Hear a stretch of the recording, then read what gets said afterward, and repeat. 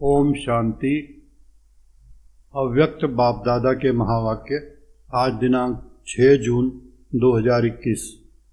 Original date है 14/1/1988। शीर्षक है उदासी आने का कारण छोटी मोटी अवज्ञाएं। आज बेहद के बड़े ते बड़े बाप, ऊंचे ते ऊंच बनाने वाले बाप अपने चारों ओर के बच्चों में से विशेष आज्ञाकारी बच्चों को देख रहे हैं। आज्ञाकारी बच्चे तो सभी अपने को समझते हैं, लेकिन नंबरवार है। कोई सदा आज्ञाकारी और कोई आज्ञाकारी हैं, सदा नहीं हैं। आज्ञाकारी की लिस्ट में सभी बच्चे आ जाते हैं, लेकिन अंतर जरूर है। आज्ञा देने वाला बाप सभी बच्चों को एक समय पर एक ही आज्ञा देते हैं, अलग अलग भिन्न भिन्न आज्ञा भी नहीं देते हैं। फिर भी नंबरवार क्यों होते हैं? क्योंकि जो सदा हर संकल्प व हर कर्म करते बाप की आज्ञा का सहज स्मृति स्वरूप बनते हैं, वह स्वतः ही हर संकल्प, बोल और कर्म में आज्ञा प्रमाण चलते, और जो स्मृति स्वरूप नहीं बनते उनको बार बार स्मृति लानी पड़ती है। कभी स्मृति के कारण आज्ञाकारी बन चलते और कभी चलने के बाद आज्ञा याद करते, क्योंकि आज्ञा के स्मृति स्वरूप नहीं। जो श्रेष्ठ कर्म का प्रत्यक्ष फल मिलता है, वह प्रत्यक्ष फल की अनुभूति न होने के कारण कर्म के बाद याद आता है कि ये रिजल्ट क्यों हुई। कर्म के बाद चेक करते तो समझते हैं जो जैसी बाप की आज्ञा है उस प्रमाण ना चलने के कारण जो प्रत्यक्ष फल अनुभव हो वह नहीं हुआ। इसको कहते हैं आज्ञा के स्मृति स्वरूप नहीं है, लेकिन कर्म के फल को देखकर स्मृति आई है। तो नंबर 1 है सहज स्वतः स्मृति स्वरूप आज्ञाकारी, और दूसरा नंबर है कभी स्मृति से कर्म करने वाले और कभी कर्म के बाद स्मृति में आने वाले। तीसरे नंबर की तो बात ही छोड़ दो। 2 मालाएं हैं, पहली छोटी माला है, दूसरी बड़ी माला है। तीसरों की तो माला ही नहीं है, इसलिए 2 की बात कर रहे हैं। आज्ञाकारी नंबर 1 सदा अमृत वेले से रात तक सारे दिन की दिनचर्या के हर कर्म में आज्ञा प्रमाण चलने के कारण हर कर्म में मेहनत नहीं अनुभव करते, लेकिन आज्ञाकारी बनने का विशेष फल बाप के आशीर्वाद की अनुभूति करते हैं। क्योंकि आज्ञाकारी बच्चे के ऊपर हर कदम में बाप दादा के दिल की दुआएं साथ हैं, इसलिए दिल की दुआओं के कारण हर कर्म फलदायी होता है। क्योंकि कर्म बीज है और बीज से जो प्राप्ति होती है वह फल है। तो नंबर 1 आज्ञाकारी आत्मा का हर कर्म रूपी बीज शक्तिशाली होने के कारण हर कर्म का फल अर्थात संतुष्टता, सफलता प्राप्त होती है। संतुष्टता अपने आप से भी होती है और कर्म के रिजल्ट से भी होती है, और अन्य आत्माओं के संबंध संपर्क से भी होती है। नंबर 1 आज्ञाकारी आत्माओं के तीनों ही प्रकार की संतुष्टता स्वतः और सदा अनुभव होती है। कई बार कई बच्चे अपने कर्म से स्वयं संतुष्ट होते हैं कि मैंने बहुत अच्छा विधि पूर्वक कर्म किया, लेकिन कहाँ सफलता रूपी फल जितना स्वयं समझते हैं उतना दिखाई नहीं देता, और कहाँ फिर स्वयं भी संतुष्ट, फल में भी संतुष्ट, लेकिन संबंध संपर्क में संतुष्टता नहीं होती है। तो इसको नंबर 1 आज्ञाकारी नहीं कहेंगे। नंबर 1 आज्ञाकारी तीनों ही बातों में संतुष्टता अनुभव करेगा। वर्तमान समय के प्रमाण कई श्रेष्ठ आज्ञाकारी बच्चों द्वारा कभी कभी कोई आत्माएं अपने को असंतुष्ट भी अनुभव करती हैं। आप सोचेंगे ऐसा तो कोई नहीं है जिससे सभी संतुष्ट हों। कोई ना कोई असंतुष्ट हो भी जाते हैं, लेकिन वह कई कारण होते हैं। अपने कारण को ना जानने के कारण मिसअंडरस्टैंडिंग कर देते हैं। दूसरी बात, अपनी बुद्धि प्रमाण बड़ों से चाहना, इच्छा ज़्यादा रखते हैं और वह इच्छा जब पूर्ण नहीं होती तो असंतुष्ट हो जाते हैं। तीसरी बात, कई आत्माओं के पिछले संस्कार, स्वभाव और हिसाब किताब के कारण भी जो संतुष्ट होना चाहिए वह नहीं होते। इस कारण नंबर 1 आज्ञाकारी आत्मा का व श्रेष्ठ आत्माओं द्वारा संतुष्टता ना मिलने का कारण होता नहीं है, लेकिन अपने कारणों से असंतुष्ट रह जाते हैं। इसलिए कहाँ कहाँ दिखाई देता है कि हर एक से कोई असंतुष्ट है, लेकिन उसमें मेजॉरिटी 95% के करीब संतुष्ट होंगे, 5% असंतुष्ट दिखाई देते।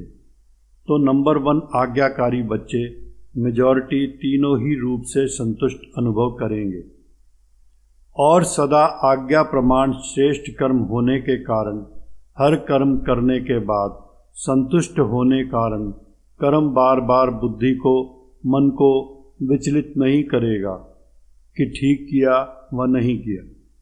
सेकंड नंबर वाले को कर्म करने के बाद कई बार मन में संकल्प चलता है कि पता नहीं ठीक किया व नहीं किया, जिसको आप लोग अपनी भाषा में कहते हो मन खाता है कि ठीक नहीं किया। नंबर 1 आज्ञाकारी आत्मा का कभी मन नहीं खाता। आज्ञा प्रमाण चलने के कारण सदा हल्के रहते, क्योंकि कर्म के बंधन का बोझ नहीं। पहले भी सुनाया था कि एक है कर्म के संबंध में आना, दूसरा है कर्म के बंधन वश कर्म करना। तो नंबर 1 आत्मा कर्म के संबंध में आने वाली है, इसलिए सदा हल्की है। नंबर 1 आत्मा हर कर्म में बाप दादा द्वारा विशेष आशीर्वाद की प्राप्ति के कारण हर कर्म करते आशीर्वाद के फलस्वरूप सदा ही आंतरिक विल पावर अनुभव करेगी, सदा अतीन्द्रिय सुख का अनुभव करेगी, सदा अपने को भरपूर अर्थात संपन्न अनुभव करेगी। कभी कभी कई बच्चे बाप के आगे अपने दिल का हालचाल सुनाते, क्या कहते हैं, न मालूम क्यों आज अपने को खाली खाली समझते हैं। कोई बात भी नहीं हुई, लेकिन संपन्नता व सुख की अनुभूति नहीं हो रही है। कई बार उस समय कोई उल्टा कार्य या कोई छोटी मोटी भूल नहीं होती है, लेकिन चलते चलते अनजान व अलबेलेपन में समय प्रति समय आज्ञा के प्रमाण काम नहीं करते हैं। पहले समय की अवज्ञा का बोझ किसी समय अपने तरफ खींचता है। जैसे पिछले जन्मों के कड़े संस्कार, स्वभाव कभी कभी ना चाहते भी अपने तरफ खींच लेते हैं। ऐसे समय प्रति समय की हुई अवज्ञाओं का बोझ कभी कभी अपने तरफ खींच लेता है। वह है पिछला हिसाब किताब। ये है वर्तमान जीवन का हिसाब, क्योंकि कोई भी हिसाब चाहे इस जन्म का चाहे पिछले जन्म का लगन की अग्नि स्वरूप स्थिति के बिना भस्म नहीं होता। सदा अग्नि स्वरूप स्थिति अर्थात शक्तिशाली याद की स्थिति, बीज रूप लाइट हाउस माइट हाउस स्थिति सदा न होने के कारण हिसाब किताब को भस्म नहीं कर सकते हैं। इसलिए रहा हुआ हिसाब अपनी तरफ खींचता है। उस समय कोई गलती नहीं करते हो कि पता नहीं क्या हुआ, कभी मन नहीं लगेगा, याद में, सेवा में व कभी उदासी की लहर होगी। एक होता है ज्ञान द्वारा शांति का अनुभव, दूसरा होता है बिना खुशी बिना आनंद के सन्नाटे की शांति। वह बिना रस के शांति होती है। सिर्फ दिल करेगा कहाँ अकेले में चले जाएं, बैठ जाएं। ये सब निशानियां हैं कोई ना कोई अवज्ञा की। कर्म का बोझ खींचता है। अवज्ञा एक होती है पाप कर्म करना, व कोई बड़ी भूल करना और दूसरी छोटी छोटी अवज्ञाएं भी होती हैं। जैसे बाप की आज्ञा है, अमृत वेले विधि पूर्वक शक्तिशाली याद में रहो, तो अमृत वेले अगर इस आज्ञा प्रमाण नहीं चलते तो उसको क्या कहेंगे, आज्ञाकारी या अवज्ञा। हर कर्म कर्मयोगी बनकर, हर कर्म कर्मयोगी बनकर के करो, निमित्त भाव से करो, निर्माण बन के करो, ये आज्ञाएं हैं। ऐसे तो बहुत बड़ी लिस्ट है, लेकिन दृष्टांत की रीति में सुना रहे हैं। दृष्टि वृत्ति सबके लिए आज्ञा है। इन सब आज्ञाओं में से कोई भी आज्ञा विधि पूर्वक पालन नहीं करते तो इसको कहते हैं छोटी मोटी अवज्ञाएं। ये खाता अगर जमा होता रहता है तो जरूर अपनी तरफ खींचेगा ना। इसलिए कहते हैं कि जितना होना चाहिए उतना नहीं होता। जब पूछते हैं ठीक चल रहे हो तब सब कहेंगे हाँ, और जब कहते हैं कि जितना होना चाहिए उतना है तो फिर सोचते हैं इतने इशारे मिलते, नॉलेजफुल होते, फिर भी जितना होना चाहिए उतना नहीं होता। कारण पिछला व वर्तमान बोझ डबल लाइट बनने नहीं देता। कभी डबल लाइट बन जाते, कभी बोझ नीचे ले आता। सदा अतीन्द्रिय सुख व खुशी संपन्न शांत स्थिति अनुभव नहीं करते हैं। बाप दादा के आज्ञाकारी बनने की विशेष आशीर्वाद की लिफ्ट के प्रति, लिफ्ट के प्राप्ति की अनुभूति नहीं होती है। इसलिए किस समय सहज होता, किस समय मेहनत लगती है। नंबर 1 आज्ञाकारी की विशेषताएं स्पष्ट सुनी। बाकी नंबर 2 कौन हुआ जिसमें इन विशेषताओं की कमी है? वह नंबर 2 और दूसरे नंबर माला के हो गए। तो पहली माला में आना है ना, मुश्किल कुछ भी नहीं है। हर कदम की आज्ञा स्पष्ट है, उसी प्रमाण चलना सहज हुआ या मुश्किल हुआ। आज्ञा ही बाप के कदम हैं, तो कदम पर कदम रखना तो सहज हुआ ना। वैसे भी सभी सच्ची सीताएं हो, सजनियां हो, तो सजनियां कदम पर कदम रखती है ना। ये विधि है ना, तो मुश्किल क्या हुआ। बच्चे के नाते से भी देखो, बच्चे अर्थात जो बाप के फुट स्टेप पद चिन्हों पर चलते, जैसे बाप ने कहा ऐसे किया। बाप का कहना और बच्चों का करना, इसको कहते हैं नंबर 1 आज्ञाकारी। तो चेक करो और चेंज करो।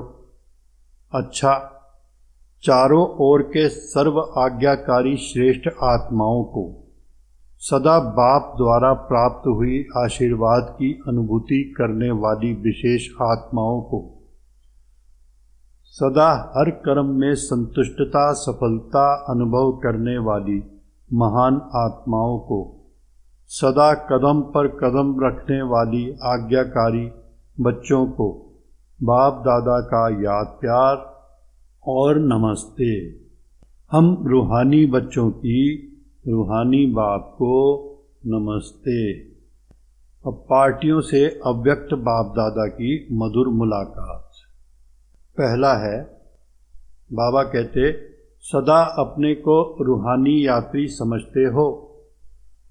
यात्रा करते क्या याद रहेगा? जहाँ जाना है वही याद रहेगा ना। अगर और कोई बात याद आती है तो उसको भुलाते हैं। अगर कोई देवी की यात्रा पर जाएंगे तो जय माता कहते जाएंगे। अगर कोई और याद आएंगी तो अच्छा नहीं समझते हैं। एक दो को भी याद दिलाएंगे, जय माता याद करो। घर को व बच्चे को याद नहीं करो, माता को याद करो। तो रूहानी यात्रियों को सदा क्या याद रहता है? अपना घर परम धाम याद रहता है ना। वहाँ ही जाना है तो अपना घर और अपना राज्य स्वर्ग दोनों याद रहता है या और भी बातें याद रहती हैं? पुरानी दुनिया तो याद नहीं आती है ना। ऐसे नहीं, यहाँ रहते हैं तो याद आ जाती है, रहते हुए भी न्यारे रहना, क्योंकि जितना न्यारे रहेंगे उतना ही प्यार से बाप को याद कर सकेंगे। तो चेक करो, पुरानी दुनिया में रहते पुरानी दुनिया में फंस तो नहीं जाते। कमल पुष्प कीचड़ में रहता है, लेकिन कीचड़ से न्यारा रहता है। तो सेवा के लिए रहना पड़ता है, मोह के कारण नहीं। तो माताओं को मोह तो नहीं है। अगर थोड़ा धोत्रे पोत्रे को कुछ हो जाए फिर मोह होगा।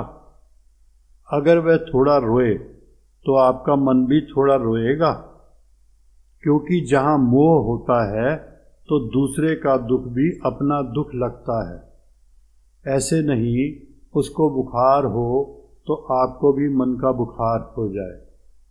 मोह खींचता है ना। पेपर तो आते हैं ना, कभी पोत्रा बीमार होगा, कभी धोत्रा, कभी धन की समस्या आएगी, कभी अपनी बीमारी की समस्या आएगी। ये तो होगा ही, लेकिन सदा न्यारे रहें, मोह में ना आए, ऐसी निर्मोही हो। माताओं को होता है संबंध से मोह, और पांडवों को होता है पैसे से मोह। पैसा कमाने में याद भी भूल जाएगी। शरीर निर्वाह करने के लिए निमित्त काम करना दूसरी बात है, लेकिन ऐसा लगे रहना जो ना पढ़ाई याद आए ना याद का अभ्यास हो, उसको कहेंगे मोह। तो मोह तो नहीं है ना। जितना नष्टो मोहा होंगे उतना ही स्मृति स्वरूप होंगे। अब कुमारों से बाबा कहते हैं, कमाल करने वाले कुमार होना। क्या कमाल दिखाएंगे? सदा बाप को प्रत्यक्ष करने का उमंग तो रहता ही है, लेकिन उसकी विधि क्या है? आजकल तो यूथ के तरफ सबकी नज़र है। रूहानी यूथ अपने मनसा शक्ति से, बोल से, चलन से ऐसे शांति की शक्ति अनुभव कराएं जो ये समझें कि ये शांति की शक्ति से शांति करने वाले हैं। जैसे जिस्मानी यूथ की चलन और चेहरे से जोश दिखाई देता है ना, देखकर ही पता चलता है कि ये यूथ हैं। ऐसे आपके चेहरे और चलन से शांति की अनुभूति हो, इसको कहते हैं कमाल करना। हर एक की वृत्ति से वाइब्रेशन आए, जैसे उन्हों के चलन से, चेहरे से वाइब्रेशन आता है कि ये हिंसक प्रवृत्ति वाले हैं। ऐसे आपके वाइब्रेशन से शांति की किरणें अनुभव हों। ऐसी कमाल करके दिखाओ। कोई भी शांति का कार्य करता है तो सबका अटेंशन जाता है ना। ऐसे आप लोगों के ऊपर सबका अटेंशन जाए, ऐसी विशाल सेवा करो, क्योंकि ज्ञान सुनाने से अच्छा तो लगता है, लेकिन परिवर्तन अनुभव को देखकर अनुभवी बनते हैं। ऐसी कोई न्यारी बात करके दिखाओ। वाणी से तो माताएं भी सेवाएं करती हैं, निमित्त बहनें भी सेवा करती हैं, लेकिन आप नवीनता करके दिखाओ जो गवर्नमेंट का भी अटेंशन जाए। जैसे सूर्य उदय होता है तो स्वतः ही अटेंशन जाता है ना, रोशनी आ रही है, ऐसे आपके तरफ अटेंशन जाए। समझा? वरदान। थकी व तड़पती हुई आत्माओं को सिद्धि देने वाले खुदाई खिदमतगार भव। सार। आत्माओं की बहुत समय से इच्छा व आशा है निर्वाण व मुक्ति धाम में जाने की। इसके लिए ही अनेक जन्मों से अनेक प्रकार की साधना करते करते थक चुकी हैं। अभी हर एक सिद्धि चाहते हैं, ना कि साधना। सिद्धि अर्थात सद्गति। तो ऐसी तड़पती हुई, थकी हुई, प्यासी आत्माओं की प्यास बुझाने के लिए आप श्रेष्ठ आत्माएं अपने साइलेंस की शक्ति व सर्वशक्तियों से 1 सेकंड में सिद्धि दो, तब कहेंगे खुदाई खिदमतकार। स्लोगन: कमजोर संस्कार ही माया के आने का चोर गेट है, अब यह गेट बंद करो। ओम शांति।